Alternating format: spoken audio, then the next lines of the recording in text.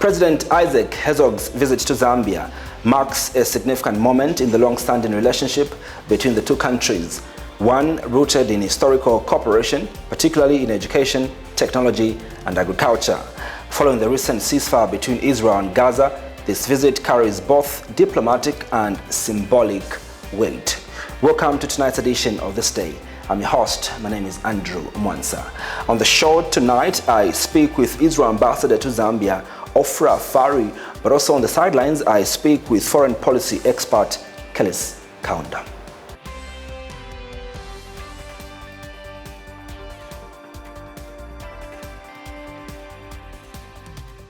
Ambassador Ofra, good evening. Thank you so much for making time to appear again on tonight's edition of This Day. Good evening, Andrew. Nice to be here again. The last time you were here was last month in October on the 13th. In fact, tomorrow is the 13th. It will mark exactly, a month since you came, here. But when you came here, I think we were talking about, the hostages that were released. But 2 months prior, we did see the establishment of the Embassy of Israel in Zambia. This is after 50 years of it being closed right here in our country.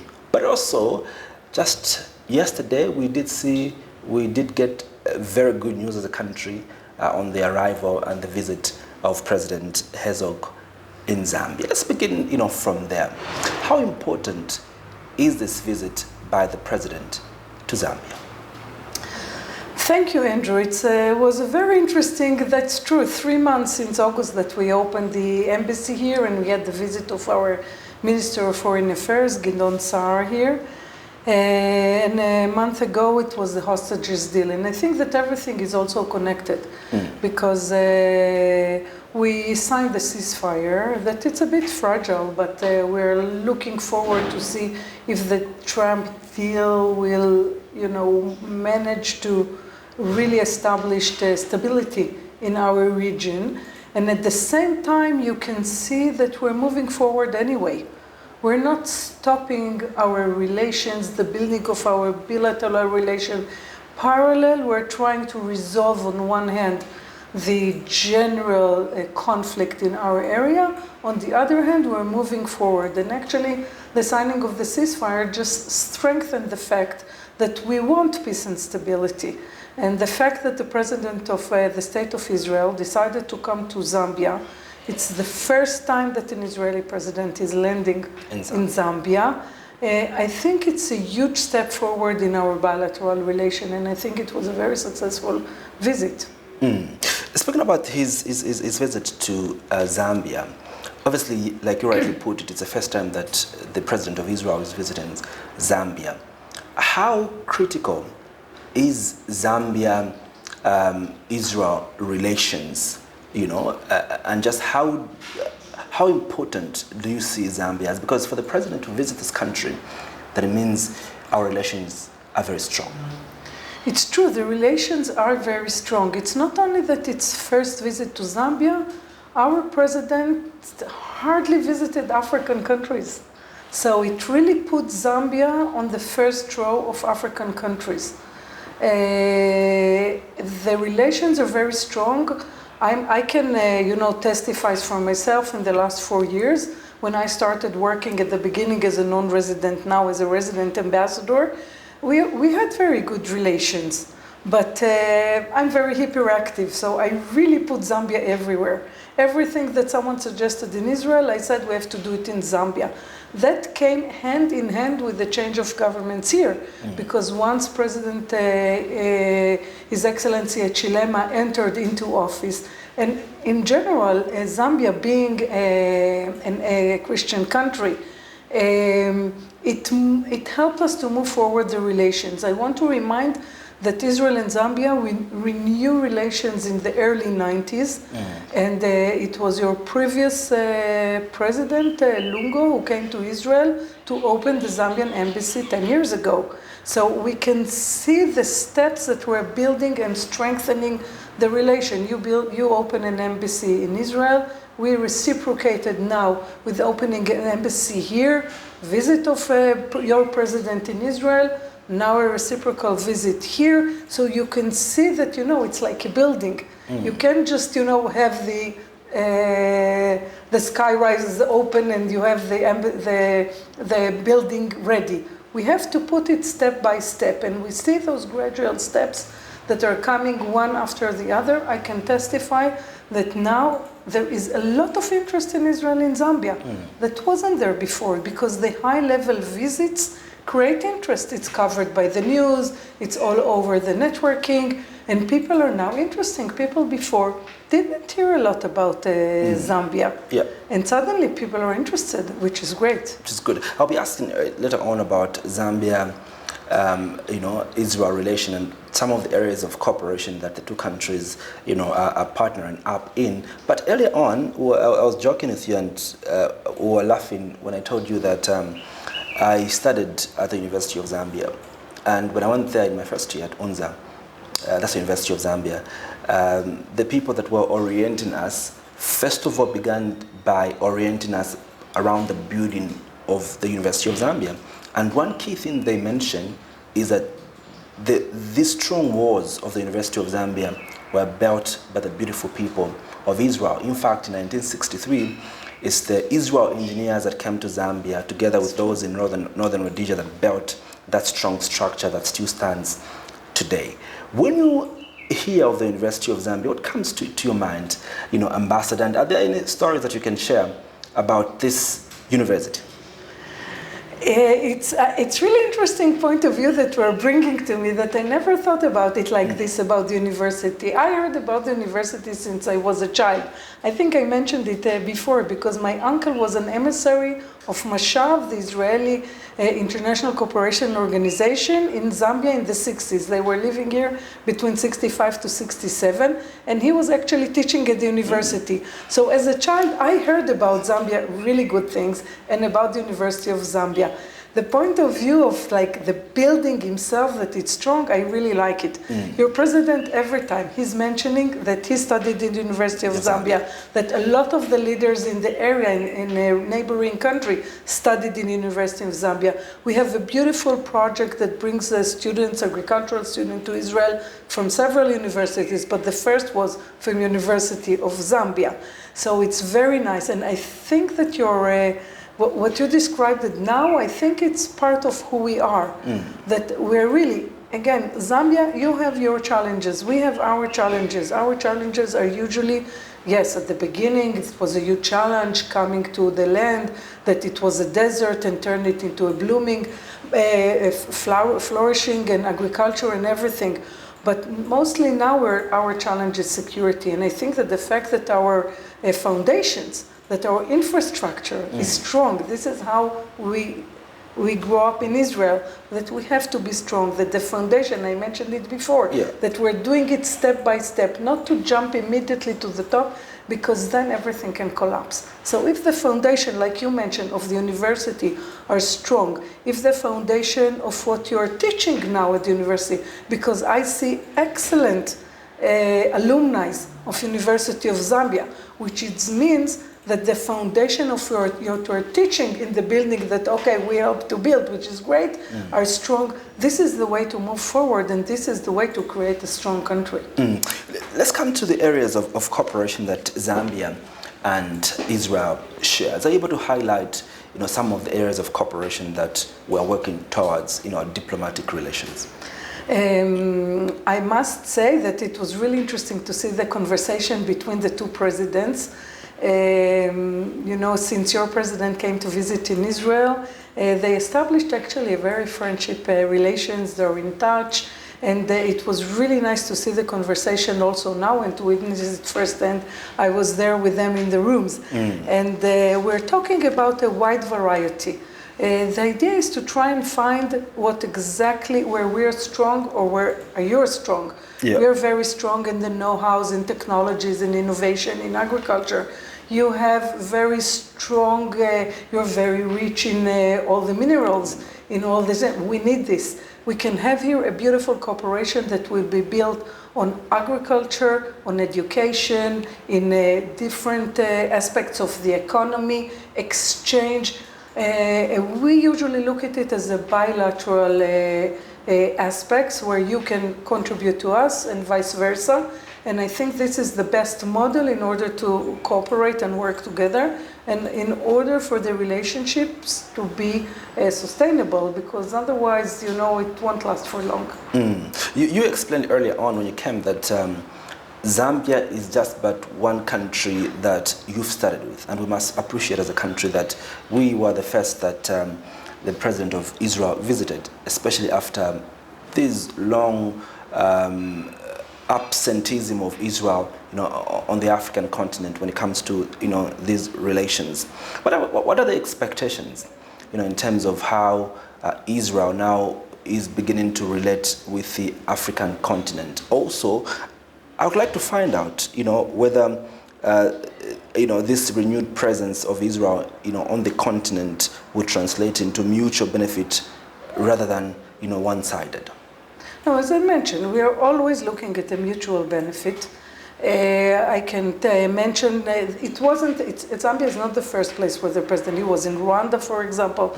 Prime Minister was a few years ago in the Western Africa, but it's not a common thing. It's been a while since an Israeli president traveled, especially when we were troubled with wars and security. So it's nice that his first trip was really now.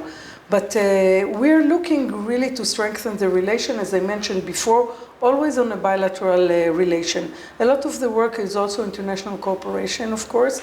One of the interesting meetings yesterday of President Herzog was with a group of 4 Israeli NGOs that are operating here totally for the benefit of the Zambian people, but in a very sustainable way with the local partners. Because it cannot be that an Israeli NGO will come and just work alone. You need to have the local partners in order for it to stay. So I can mention, for example, in the group we had yesterday, Save the Child's Heart. So there was a CEO from Israel of the organization that brings children to Israel to be operated and save their life. And we had with us one child, he's now 15 years old, tall like this. He wasn't tall. A year ago he wasn't, because now he's healthy. And he was very nice and cute, and we were all, inspired by him. But the most important thing was the director of your National Heart Hospital, which is the local partner, and Dr. Agnes, who is the medical doctor of the hospital, and Dr. Lara, who just came back a few days ago for a 3 years training in Israel. He's already the second doctor. We have a surgeon that was in Israel for 5 years, came back. So now you're able to operate here locally. It's true that we're still sending Zambian kids to Israel because slowly. But Zambia is turning to be a center for operations, for hearts, for children, which is great for Zambia, for Zambian kids, and you can become a center in Southern Africa. So this is exactly the way that we're working. We're giving the know-hows, but we're working with the local people. Another example was a beautiful team that came from Tevel Betzedek. They're working in Mufanda, not too far from here. And again, the CEO is Israeli because he came with the idea and everything. But we have the lovely Miss Talent that was participating. She is a local person. She works with the people in the villages. And the whole idea is to create a group of youth leadership. They're running a 2-year program. Some of those youth, it's the first time that they graduate. Some of them did graduate school in high school, but some of them didn't even graduate primary school. But this program turns them to be leaders in their community and to transfer the knowledge, the Israeli knowledge, the know-how of the technology, of agricultural technology, of also how to become a resilient community and to build community centers that those 30 youngsters that went through the program are running back in their own villages, and you see the results already, which is an amazing. The other NGO is Innovation Africa, and it was represented yesterday by Miss Pauline, who is the director, the local director at the office in Chipata. All the employees are Zambians, because we know that every Zambian that is employed is supporting, the whole family. And the whole team are professional that studied in Zambia, Zambians, engineers, geologists, etc. We had yesterday also an engineer that came, Mr. Tembo, and he was the one. They were the one who explained to our president the work of the Israeli NGO in working mostly in southern province and eastern province, bringing water, Israeli technology, but bringing water. And the president asked, okay, but how you maintain it? And they said, because we train the locals. So the technology is maintained by the villages themselves. Because otherwise, if you all the time depend on someone from Israel to come. So I see it as a mutual thing. And also the president, he was mentioning yesterday again and again that he's talking all the time about the need not to rely only on rain-fed agriculture, the need in Zambia to move to irrigated agriculture, and the technology is Israeli. And we're more than happy to share it because, you know, if you use our knowledge, it doesn't take anything from us. It's just a win-win situation because then you will have better life, you'll have better food, you'll be stable, you can influence the countries around you. And again, I can quote the president saying that stability in one area, stability everywhere. Stability everywhere. So it's a win-win situation. I'm amazed and amused to hear some of those beautiful stories of what the Israelite people are doing in our country. Would you still share the same stories that there are Zambians in Israel that are doing fantastic work, fantastic initiatives that are benefiting the people of Israel? I ask this question deliberately because when I move around the world, I'll be taught stories of how Americans, for example, in Zambia are doing ABCD, Russians are in Zambia doing ABCD, Chinese are in Zambia, and I always ask these questions to them, to the excellencies. Do we have beautiful stories of Zambians living in Israel that we can point to that are doing this and that? And if not, probably what do you think could be the challenges and how are these two countries working together to ensure that the same working environment, conducive environment that Israelites are enjoying here could enjoy in Israel? It's a very interesting. Have you been to Israel? Not just yet. Not yet. Okay, so first of all, you are more than invited to come and see it in your eyes. But I must say that yes, you have Zambian in Israel. And we would like to have even more. I can say that the fact that the Zambians supported Israel, for example, for the last 2 years, throughout the time that we were going through really hard time, and you were not afraid to come. And for us, it shows, I can tell you that we were offering, you were declaring here the drought on 29th of October last year. Yeah. And we immediately initiated and we offered Zambia to come to Israel. 20 water engineers came to learn. Again, we consult with the Zambian side, what are your interests from us? They ask water management, because we're really good in water management. We're not huge donors. So we brought 20 engineers. They came when there was the war. So from your point of view, you say, the Zambian side says, wow, thank you, Israel, for giving us. From our point of view, I can witness, I was there. Every Israeli lecturer that started the meeting with the Zambians started with thanking the Zambians for coming to Israel during this time, because it wasn't obvious. You're smart, the Zambians, you came. Others were afraid to come, a mistake. So it was for us to see that Zambians, they come to Israel, they support Israel, they were present in Israel. I can give you another example. When the war just started, and a win-win. Yeah. We needed people to work in agriculture because immediately the border were closed. Palestinians that were working in Israel like a usual thing. They couldn't come anymore because they started the war upon us and we couldn't trust them coming in. And some foreign employees like from Thailand or Nepal that unfortunately some of them were killed, murdered and kidnapped by Hamas. They left because they were under shock. And we need it immediately. So, of course, I mentioned we Israelis, we always jump in. I was going. We all volunteered to go and pick up tomatoes and peppers and everything to work in agriculture because agriculture continued to grow. You can't just say, okay, we take now a break. And we offered people around the world a unique option. If you want now, yes, there is a war, you want to come and work with Israel, you get a 5-year visa. And 200 alumni of the program, of the student program of agriculture in Israel, just came. And for us, and it's a win-win. We talked before about mutual. It's good for the Zambian who wanted to come back and work in Israel and become more expert on our technologies. And it was an excellent move for us that the Zambian people show support and came. It's like, it's really, there is a reciprocity here and both sides are winning. So those 200 people are still in Israel, 2 years passed. They still have 3 years to go in Israel. And I must tell you that all the Israeli farmers and everyone who meets a Zambian in Israel fell in love with Zambia. Fantastic. Beyond bilateral ties, are there regional objectives Israel is pursuing through its relationships with countries like Zambia within the SADC region?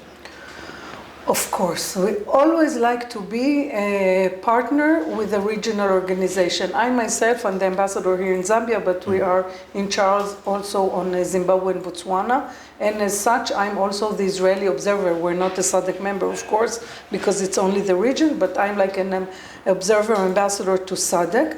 And we're really looking forward to enlarge our relation with SADC, with the African Union. And we are really appreciative of Zambia's role, for example, in those organizations, because Zambia, again, you understand the benefits of the relationship with us. And we really would like to cooperate with a lot of things we can contribute. You're a peaceful country, but you know, not all the countries around here are the same. So we know that there is a lot of issues, for example, of how to combat terrorism, that we can work with SADC. You have a center in Tanzania. So we're really looking forward now that we have more presence here to also enlarge the cooperation with organizations like SADC, COMESA, the African Union. In conclusion, given the global attention on the ceasefire, what steps is Israel taking to ensure that peace in the Middle East becomes sustainable and not just temporal, as President Herzog emphasized during his talk with President Hichilema? We're doing the best we can. First of all, maybe before we conclude, I want really to thank also the Zambians that are praying for us. I had the privilege to be in Kitwe a few days ago, together with the president and some of the ministers, in a Thanksgiving service, a very moving service with 6,000 believers that actually pray and thank for the opening of the embassy here. And I think it's part of it, because we are really praying. We're a peaceful country. We never start the war. And when the ceasefire was established and I was here, and we were very optimistic, all hostages will be back. And we said it from day one after the 7th of October, bring back the hostages. And until now, as you can see, and I still have the ribbons, unfortunately, we still have 4 hostages, dead hostages, in Gaza. One of them is even not Israeli, is from Thailand. Just a few days ago, a student from Tanzania who was murdered very brutally and kidnapped Joshua, was brought back to Israel, got a lot of honor in Israel when his body was brought back. In order for the ceasefire to be stable and for peace, we need the conditions of the Trump agreement to be fulfilled. First, to bring back all the hostages. That's a must. Hamas has to be disarmed, and Hamas cannot be part of the organization that will control the Palestinian area and the Gaza Strip. This is a very dangerous terror organization, and as long as they are there, armed and controlling their own people, it's not only the people they kidnapped from Israel. Actually, the poor Palestinian people are hostages in their own area by Hamas that are controlling the area. I'm sure that you saw, all of you, the videos that came out of Gaza once we went out, how they're, executing their own people.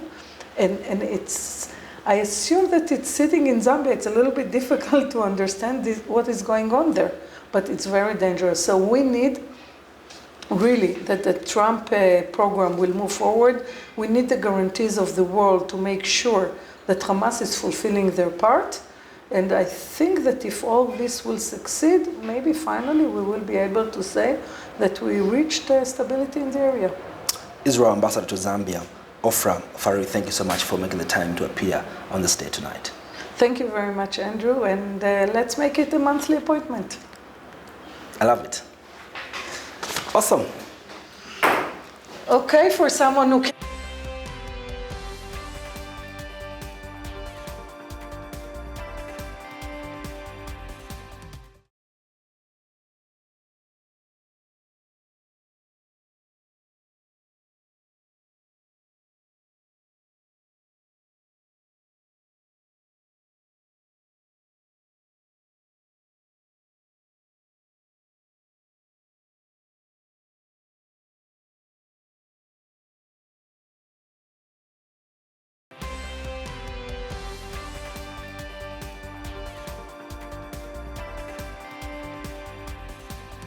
Welcome back to this day. Before we went on a break, I was speaking with Israel's ambassador to Zambia, Ms. Farhi. Now I'm speaking with Mr. Kaunda, foreign policy expert. Mr. Kaunda, good evening. Thank you so much for making the time to be with us on this day tonight.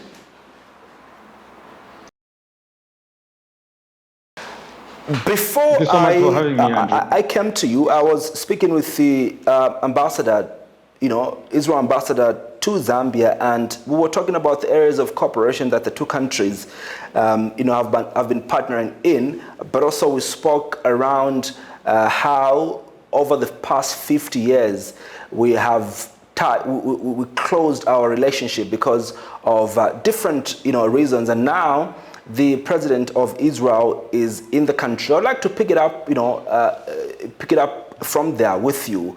What do you make of this historical visit by Israel's president coming to Zambia?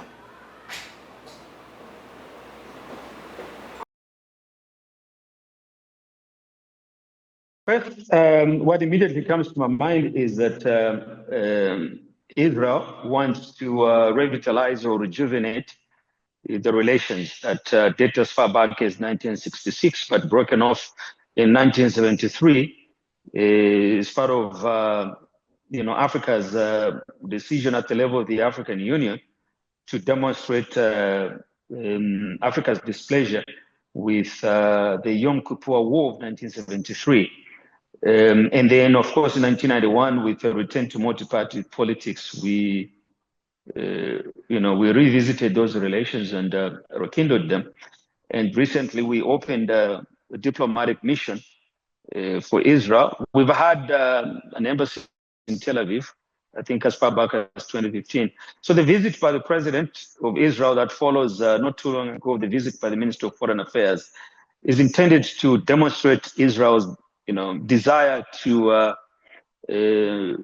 improve these relations to a much higher level in the areas that you've already talked about with the Israeli ambassador, and the areas that the foreign minister of Israel talked about, and the areas in which Minister of Foreign Affairs equally talked about. So the visit at this high level is always to demonstrate the commitment or the level to which a particular country wants to take these relations. And that's what this is all about. But also understand that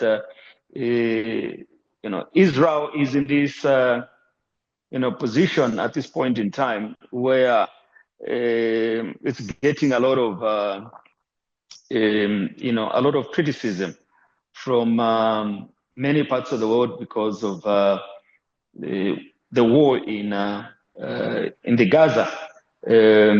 So for them to take this kind of trip at this point in time is also intended to demonstrate that listen, we still have friends that would like to do business with us, and also as a way of Israel continuing to speak to whoever can listen, that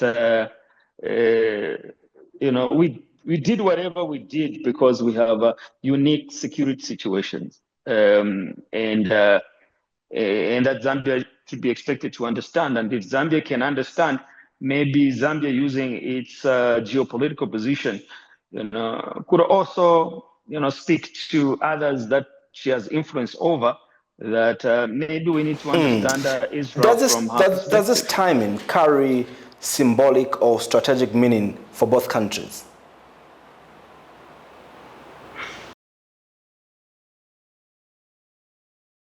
Well, strategic meaning or strategic opportunities, depend on the parties to the relationship. I think from Israel's point of view, the areas of cooperation that they've decided upon are the areas in which they have strategic interests. The question for Zambia is, are these the areas in which Zambia has, strategic interest as well?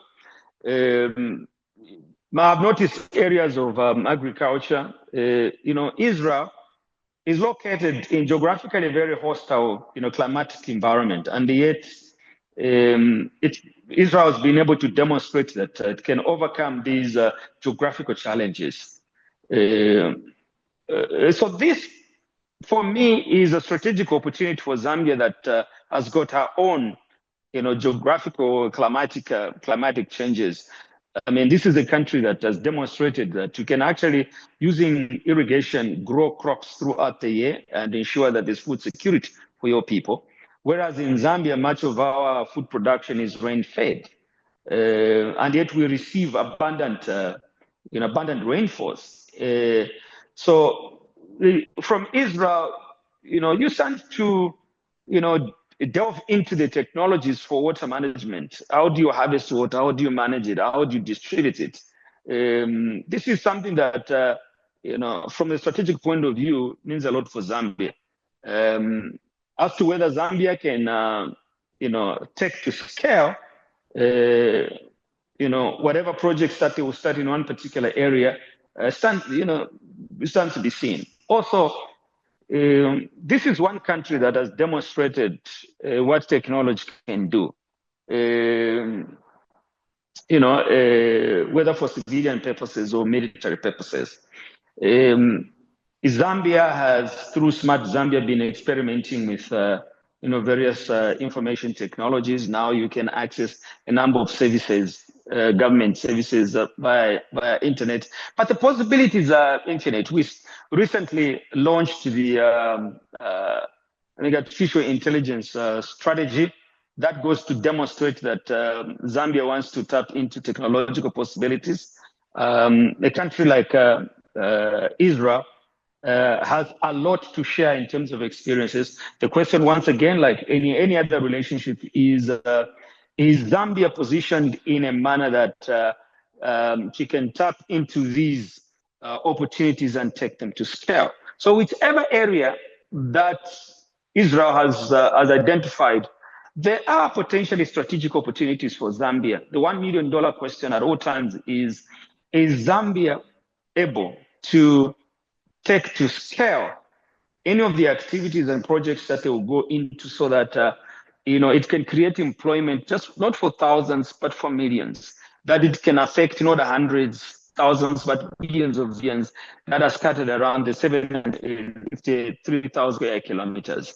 Because the problem that we've had with development in Zambia is that we have pockets of benefits affecting just a few people there and leaving large swaths of the country's population, so that the phrase "leaving no one behind" remains more of rhetoric. Where do you think the biggest gap is? I was asking the ambassador earlier on. She was sharing with me the number of Israelites that are in Zambia and are doing different initiatives. And I asked her the same question: that are you able to give me examples of some Zambians that are doing great things in Israel? She didn't give me the names, but she made reference to some of the areas of cooperation that they intend to cooperate with us. And this is true for most countries, that those countries could tangibly show what they're doing in Zambia, but we cannot do the same in terms of show what we're doing in those respective countries. Where is the lapse really, in terms of mutual benefit when it comes to how Africa, interacts with the developed countries? You see, the problem having served in diplomatic service, is that there's too much, there's too much, there's too much of using the language which is vague. For instance, you hear things like increased cooperation. That we want to transfer skills. So there are a lot of these terminologies that are used, in diplomatic language that are very vague, making it very difficult for someone to place a finger on exactly what is happening. And the reason for this is that diplomats tend to be disconnected from the interest that they generate in their foreign missions with what is actually happening on the ground.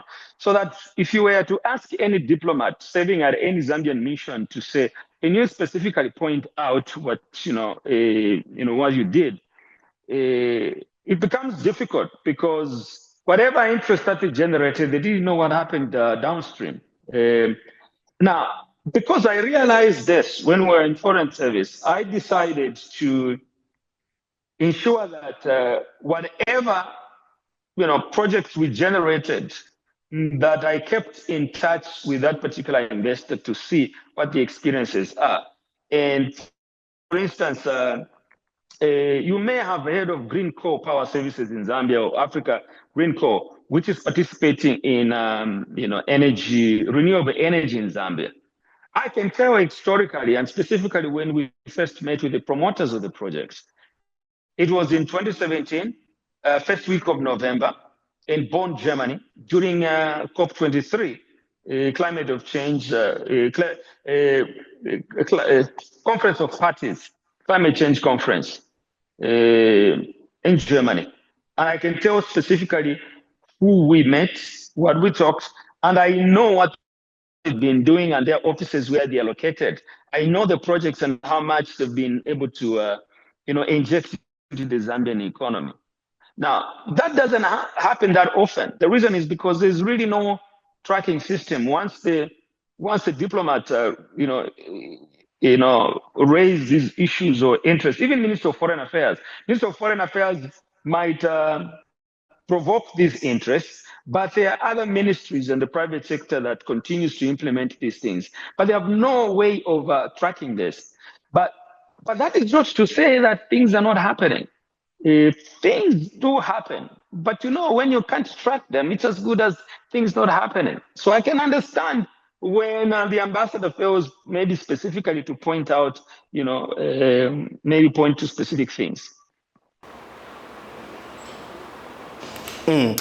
Also, would you attribute it to the fact that when these developed countries are cooperating with us, they exactly know the areas of cooperation and they know what they're bringing on the table? Would you attribute it to the fact that perhaps as Africa, as we go on the dinner table with these developed countries and are trying to tie these bilateral relationships, we have no specific agenda for those specific countries? Would you attribute it to that? Partly to that, and in most cases, we are more reactive. Most of these, say, memorandums of understanding or economic cooperative frameworks, they are oftentimes generated first by our partners, and we then begin to react to that. And I noticed throughout my tour of duty that that was the case. Even the framework of cooperation that we had between Zambia and Germany, though it was annually negotiated at the Ministry of Foreign Affairs, you could tell that these are areas that first and foremost have been identified by Germany to inform its own strategic interest in Africa. And then Zambia aligns itself with, some of those areas. Now, the problem with that is that it's very difficult and almost impossible for a country like Zambia to influence, whatever items that may have been put in the basket, as long as they do not reflect the strategic interests of your cooperating partner. So my The argument that I would like to make, which I've also elaborated in my forthcoming book, is that I think Zambia needs to be proactive. We have 40 foreign missions around the globe, but each and every one of these 40 foreign missions have extra accreditation with just about every member of the United Nations. Now, what this means, in effect, is that we can identify strategic opportunities in the 200 plus countries that are member states of the United Nations. Now, to do this, we need to be proactive.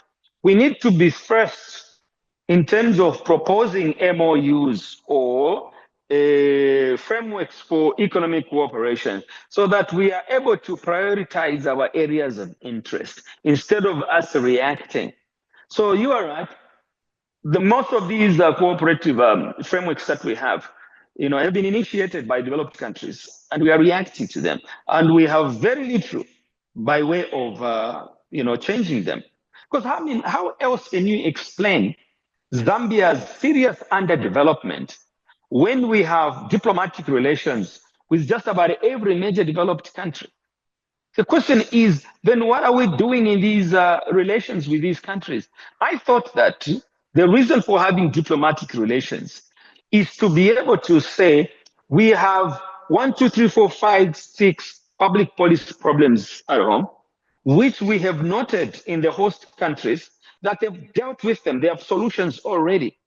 So what is so difficult then about designing frameworks of cooperation that speak to those public policy challenges that we have, so that then we can transfer skills from those countries to our country here, the sending country, and then adapt them.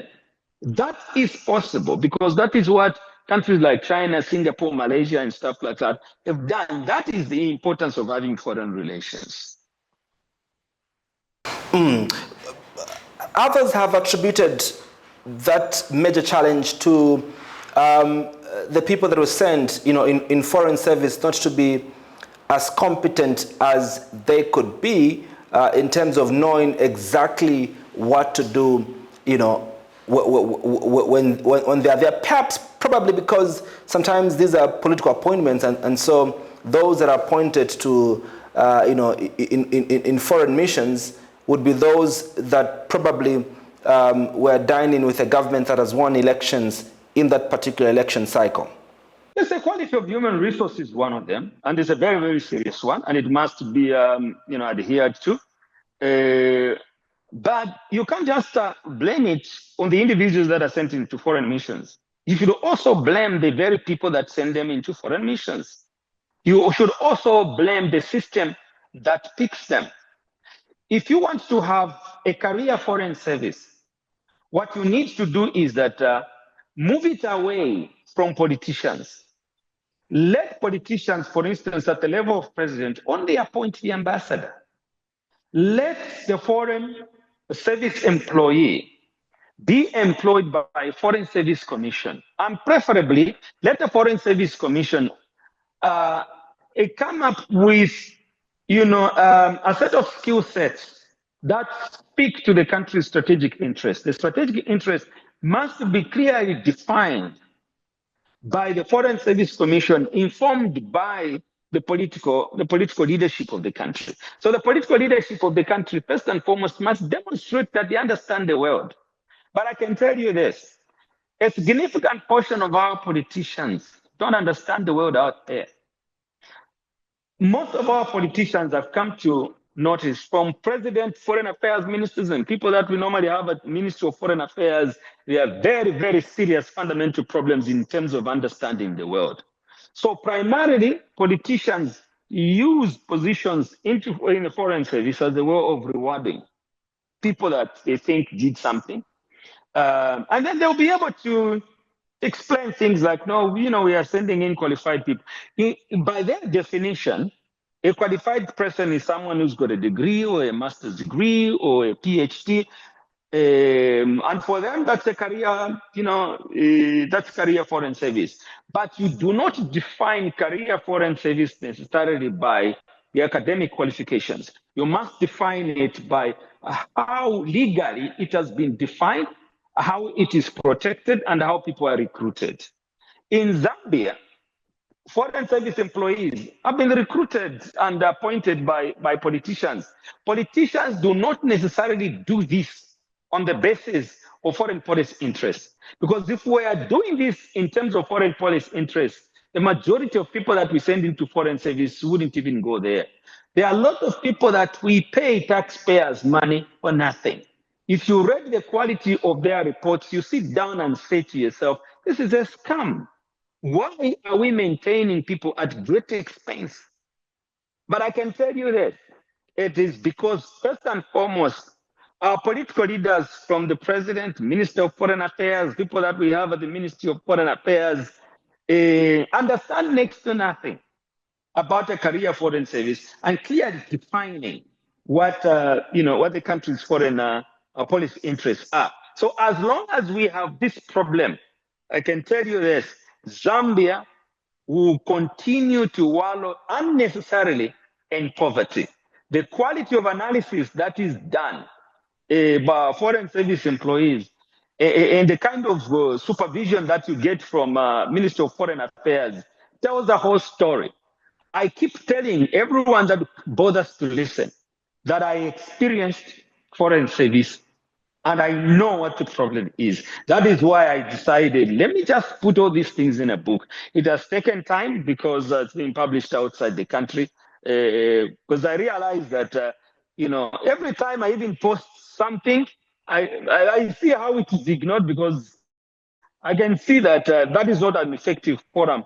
If I'm going to, make a serious contribution to how foreign service can contribute to domestic development efforts. Back to the topic, and as we conclude, Mr. Kaunda, you had mentioned earlier on that obviously there are countries that are still skeptical with Israel because of how because of the war there, in the Middle East. Does this visit in any way put us at a compromise situation when it comes to global politics and international diplomacy? Because at the time when there was an announcement of the fact that there's going to be an embassy back again in Zambia here, we did see a number of stakeholders and civil society organizations and other youths actually wanting to protest over the decision to put up an embassy in Zambia. This visit by the president of Israel to Zambia and how everything has gone, don't you think it puts us as a country at a compromised situation diplomatically, when we speak of global politics? There's nothing in material terms that Zambia is going to lose. I mean, you could say that maybe psychologically, Zambia is going to be disadvantaged, but listen, the country's foreign policies should never be built on emotions. Zambia must be able to look at its own interests and say, what is it that we want? Countries, with their own principles, they've done this before. I mean, I remember at some point, Nelson Mandela was asked the question that, why are you having relations as ANC with despotic regimes like Cuba or Libya and so on? It's the same question that you're asking, that, would the ANC government be disadvantaged diplomatically because it has chosen relations with Cuba and stuff like that? Nelson Mandela's response was that no one is going to choose friends for us. We are going to choose friends based on what historical ties we've had with these countries and what our strategic interests are. And you can choose your own friends if you so desire. So Zambia can say the same thing. The Zambian government can say the same thing to anybody that wants to, draw them into those kinds of discussions, that you are not going to decide friends for us. If you have decided not to have relations with Israel because you think Israel butchered so many people, and for that reason you don't want to have anything to do with them, that's your own choice. we are going to choose friends. We are going to have to choose a relationship with Israel based on our own interests. And I can tell you that is not going to affect, our fundamental relations with anybody else. For instance, we are major trading partners with South Africa, and yet South Africa has led a diplomatic onslaught against Israel, even going to the international International Court of Justice, or ICC.